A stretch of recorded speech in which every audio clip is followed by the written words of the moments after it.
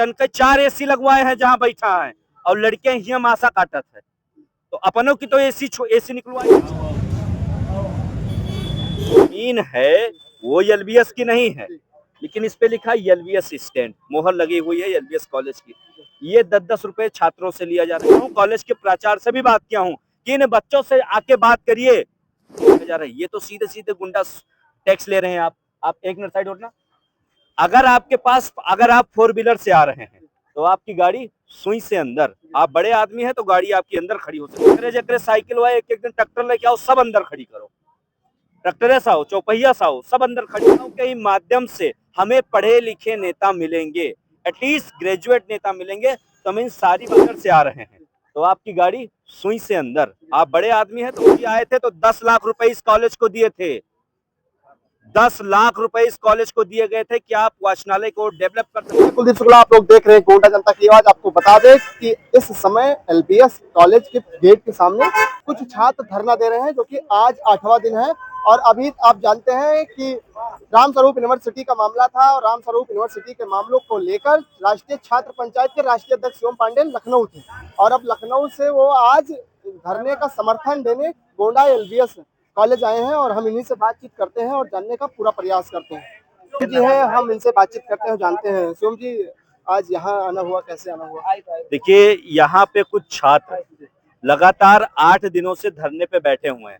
अभी मैं उन सभी छात्रों से मिला हूँ और जेन्युइन से उनकी मांगे हैं। एक मांग तो मैं दिखा दूं, स्टैंड कर देना कोई, ये देखिए एलबीएस स्टैंड, ये जमीन एलबीएस की नहीं है, ठीक है। ये जो जमीन है वो एलबीएस की नहीं है, लेकिन इस पे लिखा है एलबीएस स्टैंड, मोहर लगी हुई है एलबीएस कॉलेज की। ये 10-10 रुपए छात्रों से लिया जा रहा है। ये तो सीधे सीधे गुंडा टैक्स ले रहे हैं। आप एक मिनट साइड होना। अगर आपके पास, अगर आप 4 व्हीलर से आ रहे हैं तो आपकी गाड़ी सुई से अंदर, आप बड़े आदमी हैं तो गाड़ी आपके अंदर खड़ी हो सकती है। लेकिन अगर आप गरीब हैं, अगर आप साइकिल से आ रहे हैं तो आपको शुल्क देना पड़ेगा। दोहरा चरित्र अपनाए हुए महाविद्यालय प्रशासन, मतलब अगर कोई गरीब छात्र है, या तो मैं कहूंगा अगर जकरे जकरे साइकिल हुआ, एक एक दिन ट्रैक्टर लेके आओ, सब अंदर खड़ी करो, ट्रैक्टर सा हो, चौपहिया सा हो, सब अंदर खड़ी करो। पैसा नहीं देना चाहिए इस प्रशासन को। क्यों, किस बात का पैसा ले रहे हैं? अगर एलबीएस प्रशासन पैसा ले रहा है, अगर कोई गरीब है तो उससे आप साइकिल का स्टैंड से ले लेंगे, और ये जितने शिक्षक आ रहे हैं और जितने बड़े घर के लड़के आ रहे हैं वो 4 व्हीलर अंदर लगाएंगे। दोहरा चरित्र है प्रशासन का, ये बहुत ही दुर्भाग्यपूर्ण है। दूसरी मांग, लगातार छात्र संघ चुनाव के लिए बात कर रहे हैं, कोई बड़ी बात नहीं करे, वाटर कूलर के लिए बच्चे बात कर रहे हैं, सिटिंग। अब इसी कैंपस में आई थिंक 8,500 या 9,000 छात्र हैं, इतने ही तो हैं। अब 800 से सीट ना है लाइब्रेरी में, 90 सीट है। पता नहीं कहां से दिमाग लाते हैं, पता नहीं कहां से प्लानिंग लाते हैं। ना इस कॉलेज प्रशासन के पास प्लानिंग है, ना कोई जानकारी है। 90 सीटों में कैसे बैठेंगे छात्र? तो ये बहुत दुर्भाग्यपूर्ण है, और मुझे लगता है छात्र संघ चुनाव होना ही चाहिए। छात्र संघ चुनाव के माध्यम से हमें पढ़े लिखे नेता मिलेंगे, एटलीस्ट ग्रेजुएट नेता मिलेंगे। तो मैं इन सारी बातों का समर्थन करता हूं। और अभी मैं गया हूं कॉलेज के प्राचार्य से भी बात की कि इन बच्चों से आके बात करिए। अपना तो 2-2 टन के 4 एसी लगवाए हैं जहां बैठा है, ये मासा काटत है। तो अपनों की तो एसी निकलवाई दिया, बाकी बच्चों को मासा काटत है। ये क्या बोलते हैं, हमें लोग के बिना बच्चन के फीस से अपना एसी में बैठा है। दोहरा चरित्र नहीं करेगा। बात हुई है, अगर ये उन्होंने कहा है कि मैं 2 घंटे के अंदर आ रहा हूं, मैंने कहा अपनी एक टीम गठित करिए, तुरंत आइए, छात्रों से बात करिए। जब तक बातचीत नहीं करेंगे तब तक हम लोग यहीं पर रहेंगे। इसी विषय को लेकर आज हम आए हैं। इतना बड़ा विद्यालय है, उसके बाद में कॉलेज है, और उसके बाद में नल की व्यवस्था नहीं है, पानी की व्यवस्था नहीं है। नल की छोड़िए, इतने छात्रों में 2 वाटर कूलर की व्यवस्था, वो भी सरकार, वो भी कॉलेज के द्वारा नहीं है, स्थानीय। जब मैं यहाँ का छात्र था, इसके लिए हम लोग लगे थे, और स्थानीय सांसद जो इस समय वर्तमान में मंत्री हैं कीर्तिवर्धन सिंह, उनसे 2 वाटर कूलर लेकर आने काम किए थे, वही वाटर कूलर है। इन्होंने क्या किया, मैं एक बात और बता रहा हूँ ऑन कैमरा आपके। कुछ दिन पूर्व, मुझे लगता है 1.5-2 साल हो गया होगा, यहाँ पे एक मंत्री आए थे, असीम अरुण जी आए थे, तो 10 लाख इस कॉलेज को दिए थे। 10 लाख रुपए इस कॉलेज को दिए गए थे कि आप वाचनालय को डेवलप कर सकते हैं। पैसा कहाँ गया बताएं तो? वो 10 लाख रुपए गया कहाँ? असीम अरुण ने जो पैसा दिया था, जो मंत्री थे, वो पैसा गया कहाँ?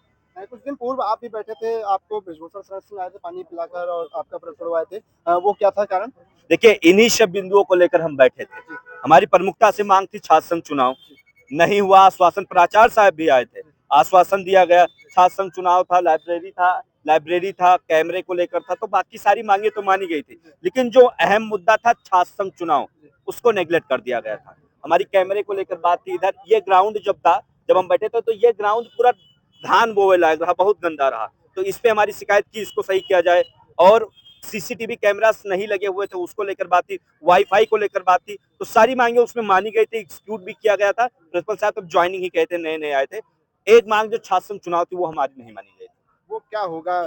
जो जो इस समय वर्तमान में अध्यक्ष हैं, वो निगेटिव दिख रहे हैं, और ये जैसे देखा जाए पूर्व के उमेश शुक्ला जी, और वो निगेटिव दिख रहे हैं, और बराबर ये सब छात्र संघ बहाली को लेकर मांग उठा रहे हैं, लेकिन कोई सुन ही नहीं रहा है, कुछ हो ही नहीं रहा, फिर कैसे क्या होगा? देखिए, अभी तो एलबीएस में छात्र संघ चुनाव ही नहीं हो रहा। ये मतलब कह सकते हैं इस जनपद के लिए दुर्भाग्य का विषय है, क्योंकि छात्र संघ से ही नेता निकलेंगे।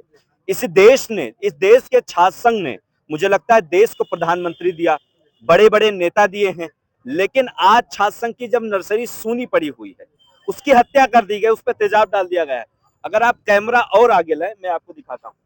ये आप इधर छात्र संघ भवन हुआ करता था, इधर छात्र संघ भवन हुआ करता था, फिर उसको शिफ्ट किया गया उधर।